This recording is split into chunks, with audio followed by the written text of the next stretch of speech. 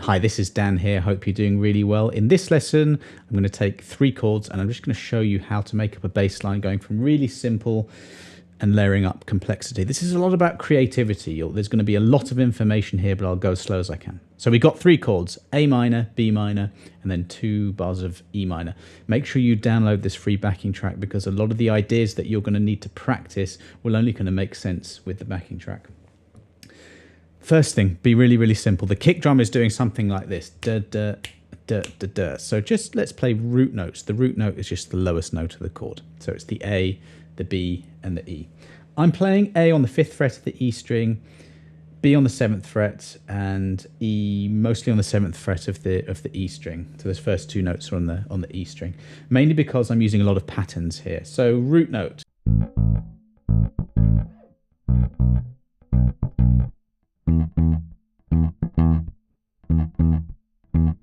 That's what the bass drum's doing. And I'm playing a little ghost note at the end. Using most of the fingers, actually. All 4 fingers just flattened against the string, because if I use 1, you might get a harmonic. So make sure you really deaden the string if you want to use ghost notes.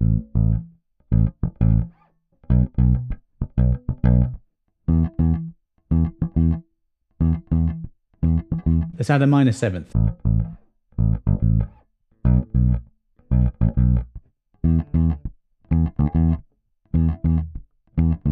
A minor 7th is just 2 frets down from the root note. Root, minor 7th, 5th, all these things I'm going to be talking to you about, they're chord tones. So you have a chord played by a piano player or a keyboard player, and the notes within the chord are called chord tones or arpeggios, and really we're making up the bass line heavily based on that. And I'll show you some other ideas later as well. So it's literally just 2 frets lower than your root note. Fret 5 and 3 on the A, 7 and 5 on the E string, that's the B minor, and then the same pattern when I move to the E. Notice if you play the E on the E string, there's no way to go down unless you have a 5 string. So that's why I'm sticking to these positions to demonstrate for now. Let's add a minor 3rd.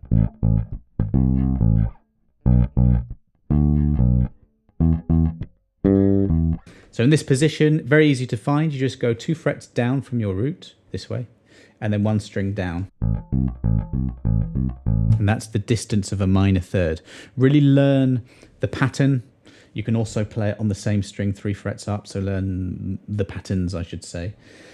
And then learn the sound of it. It sounds like the beginning of Smoke on the Water, by the way. Anyway, that's where it is. Since all these chords are the same quality, they're all minor, you can use the same patterns. Let's mix up some roots, minor 7th and minor 3rd. Doesn't matter what order you do. Well, you tend to center around the root, but then the other ones you can do whatever you like.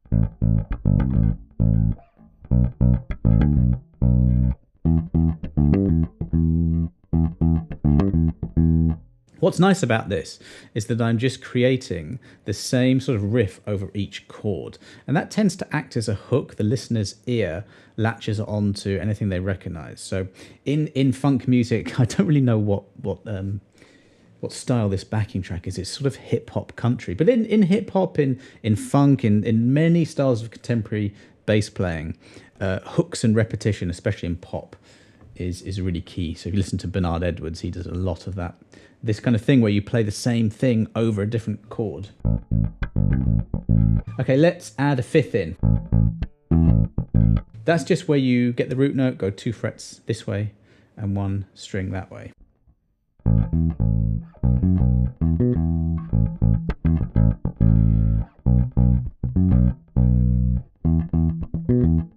Fifths are very important, played all the time. If we go 1 further, we get an octave. So that's 2 across and 2 down from the root note.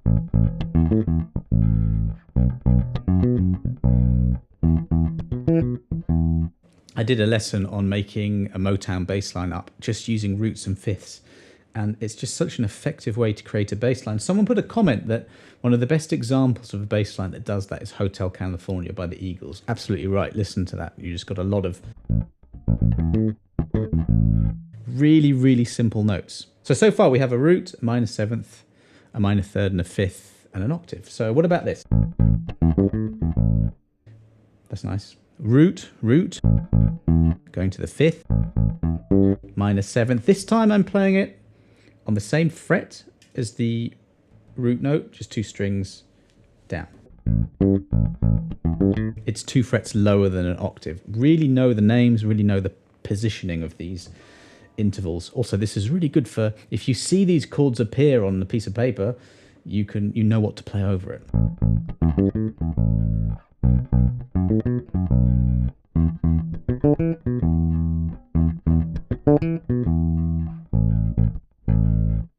I'm gonna kick in the backing track, see where we are.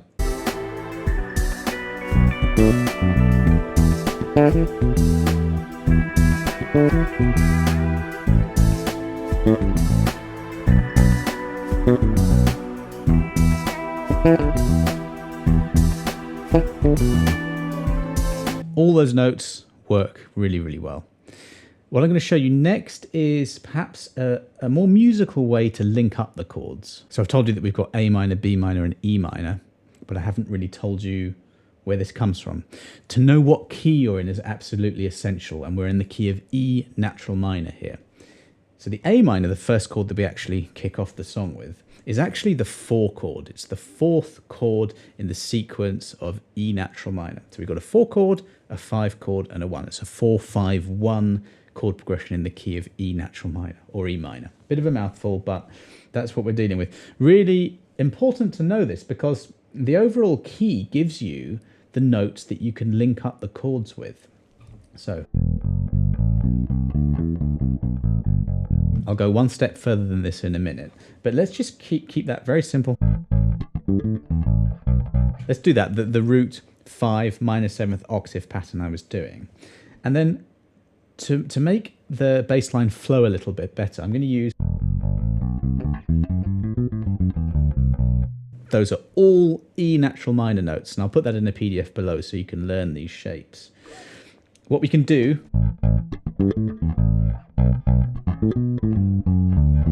See that little melodic section there?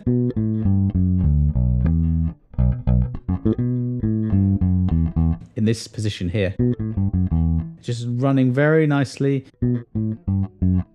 down the notes of the scale until I hit that E minor chord.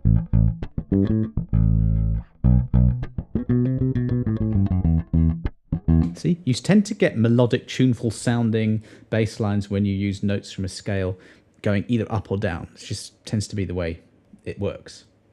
And then we have the pentatonic scale that comes from E natural minor, so E minor pentatonic.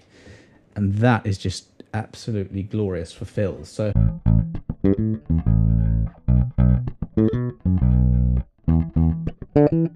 we're in bar 4 here, we're at the end of the 4-bar phrase, and this tends to be a good place to do a fill.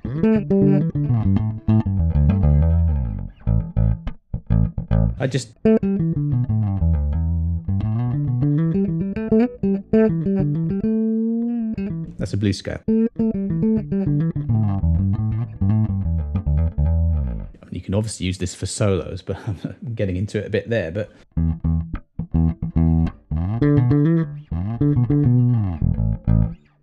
I don't know, I just like that shape there. I've got fret 12 and 14 on the G, D, and A, and 12 and 15 on the E. You know that shape?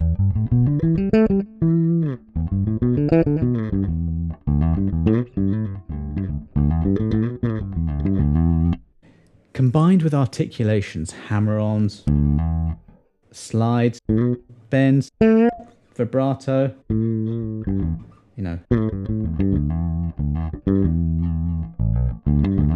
really soulful sort of flair techniques. That's how you're going to bring this to life. So we have the chord tones, we have the overall key, and I'm going to show you one last thing, which is the fact that each of these chords does have a mode, okay, associated to it. There are two ways of thinking about this, because you don't need to know that at all. You could just be thinking, I know that we're in the key of E natural minor, and that's enough information, by the way. That's all you need to know.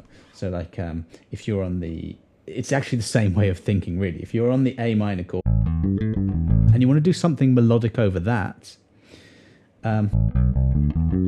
it's an A Dorian mode that fits over that. There's two ways of looking at this. I know an A Dorian mode, so I know that when I'm on an A, I know the pattern. But you don't actually technically need to know it. You just know that you're in the key of... Provided you know those notes really well, you can just say, right, I'm on A minor, but I'm just going to play those notes of E natural minor. And you will be playing an A Dorian mode. So there's just two ways of thinking about modes. What key are we in? I'll just play those notes. Or what is the mode that fits over this chord? I'll just play that mode. Ultimately, I think the latter is better. It takes more work knowing all the different modes rather than you're in this key. But I think it's a good thing to do. So yeah, modes.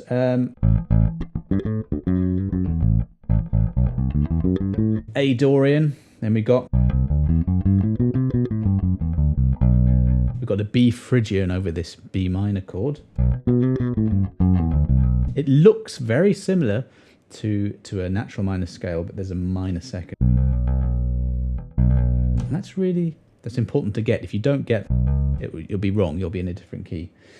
So we can...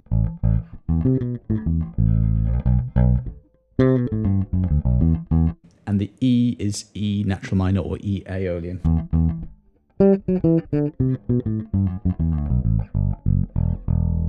If you use a combination of the notes within a scale, the natural minor scale, or the mode that's associated with the chord, if you do that and you're using your chord tones, this gives you a palette of notes that you can work with. But of course, what you do with it, I mean, the ideas are infinite, and this is going to be down to what style you like, how you like to play. I would always err on the side of being tasteful and taking notes away. I think people, they enjoy hearing that. Bandmates, if you love that. If you are doing a session, a producer tends to try and rein you in more. You know, just because you can play all these notes doesn't mean that you should. But it gives you this palette, and then creativity is something that you develop by listening to lots of different bass lines in lots of different styles and working out what they do. I don't know if you notice, but like when I play...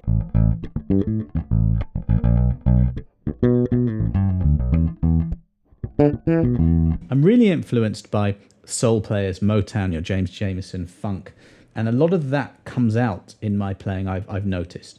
But it may be that, let's just say I was doing a recording session and the brief was something a little bit more riff-based and less chaotic than I'm playing. I might, go...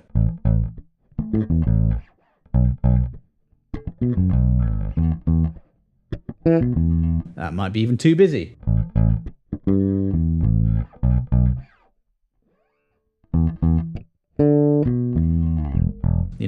You can create parts really easily once you know the notes and you sort of lock into the groove and what the song is telling you to play. Something really simple, root notes and...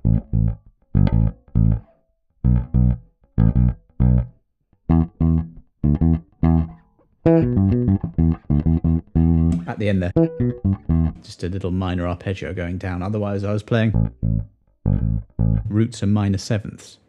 And just with this note selection, you can do something really simple. You can do something really, really busy.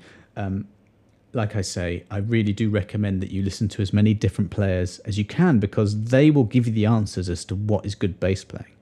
James Jamerson, if you listen to him, it's just absolutely stellar.